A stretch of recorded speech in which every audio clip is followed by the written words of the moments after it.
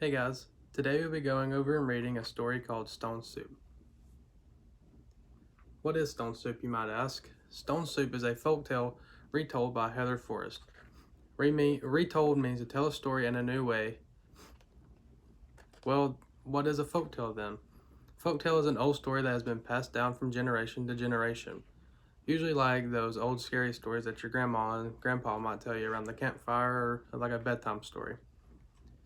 Stone Soup by Heather Forrest is a retelling of an old folktale. In this story, two ragged-looking travelers ask the villagers for something to eat. And here you can see they're going through the town. When everyone says there is no food to share, the travelers believe that their need is greater than their own. After one villager loaned them a pot, they begin to make a pot of soup with a stone and water. And here you can see as they add the stone to the water. Shortly after that, the townsfolk began to add vegetable and spices.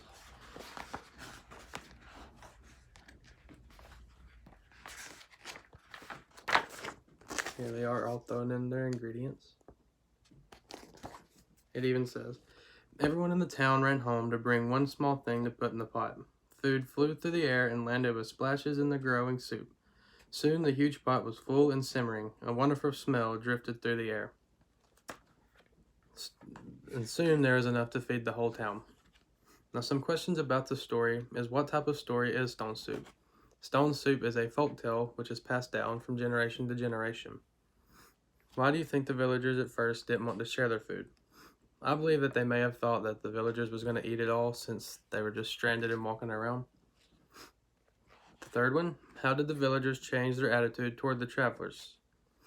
They may have become more friendly toward them once they showed them what they was doing and the food they could provide.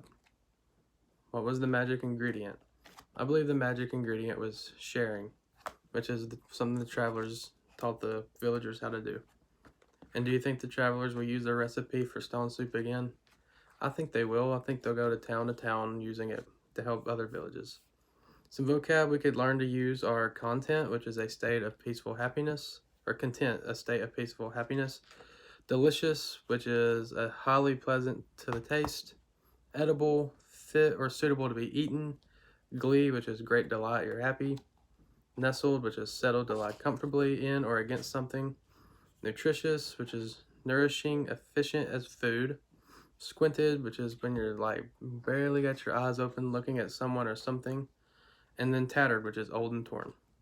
An activity we could do, that we would do, is to create our own stone soup using the vegetables that are mentioned in the story. Some of the vegetables mentioned are a potato, an onion, a green bean, I think a corn, and all kinds of others. We would use sequencing words as we did our recipe, which would go on this sheet. We'd use first, next, then, last. And then using construction paper and glue, we would create our own pot of stone soup that looks like this. Then finally, we would display them for all to see. Thank you.